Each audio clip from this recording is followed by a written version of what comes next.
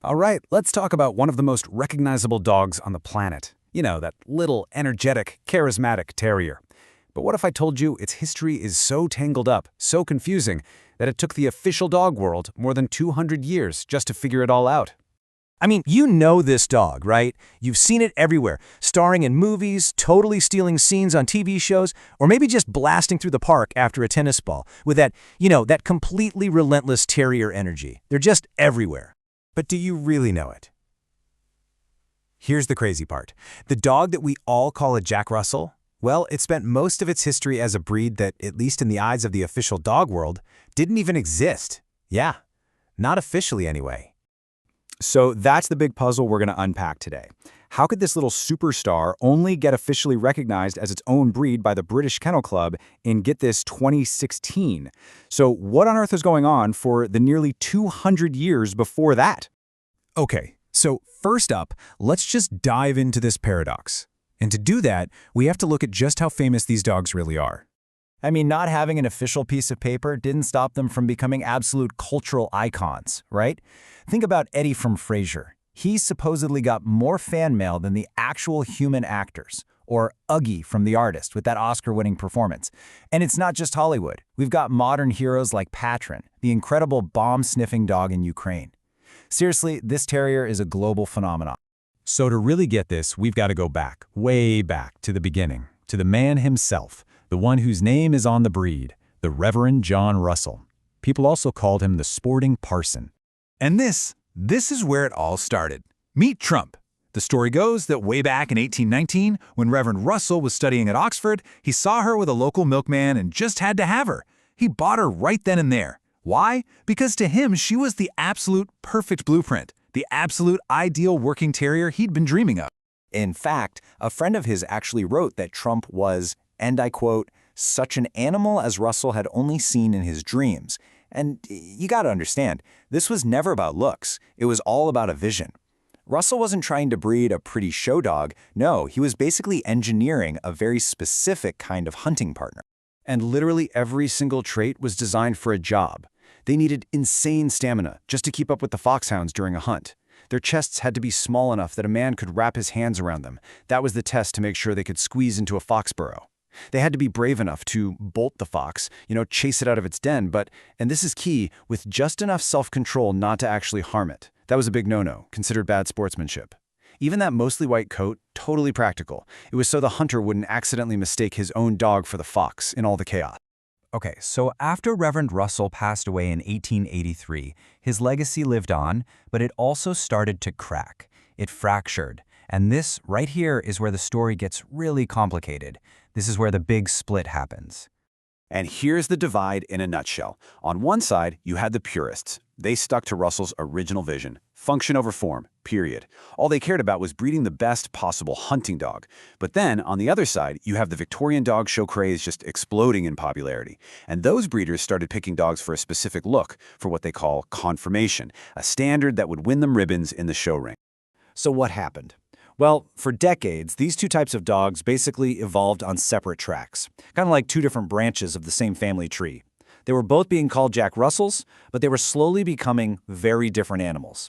One was this scrappy, tough-as-nails field worker, and the other was a more refined, kind of elegant show dog. Now, obviously, all this confusion couldn't go on forever. Sooner or later, the official kennel clubs had to step in and try to make sense of the whole mess. And this is where we finally get some real answers. And if you look at the timeline, it's pretty clear. The show ring version got recognized first. So by the 1990s, that taller, leggier dog was the one in the shows. Then, in '99, its name was officially shortened to just the Parson Russell Terrier. The American Kennel Club followed suit in 2001. But get this, it wasn't until 2016 that the shorter, stockier, working-type dog, the one most of us probably picture when we hear Jack Russell, finally got its own official recognition from the British Kennel Club. Crazy, right? Okay, so let's get super clear about this. First, we have the Parson Russell Terrier. This is the one that was tailored for the show ring. The result? A taller dog, longer legs, and a body that's very distinctly square-shaped. And you can really see that show dog build here. Just look at the height from those longer legs. And see how the body's length is pretty much the same as its height? That's what gives it that classic square profile we were talking about. And then we have the dog that is now officially the Jack Russell Terrier. This is the one that stayed much closer to Reverend Russell's original vision. It's shorter, stockier, built lower to the ground, absolutely perfect for that scrappy, tough job of chasing a fox into its den. Think of this table as your ultimate cheat sheet. If you remember one thing, remember this. The Jack Russell has a rectangular body. It's longer than it is tall. The Parson Russell is square. Its height and length are basically equal. Honestly, that's the easiest and most reliable way to tell the two apart. So, now that we've untangled all that history, what does that mean for the dog we know today? Well, it means we're left with a dog whose original, hard-working DNA is still very, very much alive and kicking. And that's the legacy living inside the little dog curled up on your couch. That super shark intelligence, that was for outsmarting foxes. That absolutely boundless energy? Yeah, that was meant to last for an all-day hunt. So if your Jack Russell digs up your entire garden, that's not him being naughty, that's pure prey drive. And their tendency to be, let's say, vocal and a little stubborn, that's not a flaw, that's literally what they were bred to be. You are looking at a true working terrier just in a companion dog's body. And you know what? That working dog spirit is exactly what's made them so iconic for more than 100 years. Take Nipper here. This is the original terrier who became the famous face of the His Master's Voice logo. You've seen it. It was used by huge music companies like RCA and HMV. And Fearless? Oh yeah, let's talk Fearless. This little guy is bothy, and he holds a record that will probably never be broken.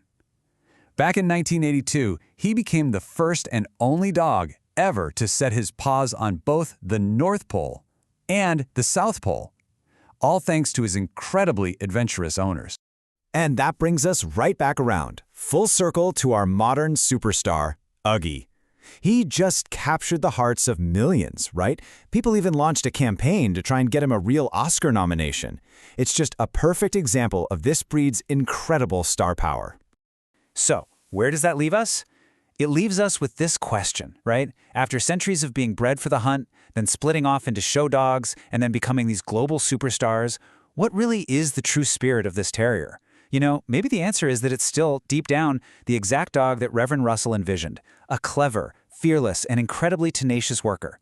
It just doesn't matter if its job today is chasing a fox, hitting its mark on a film set, or, just completely commanding the attention of every single person in the room.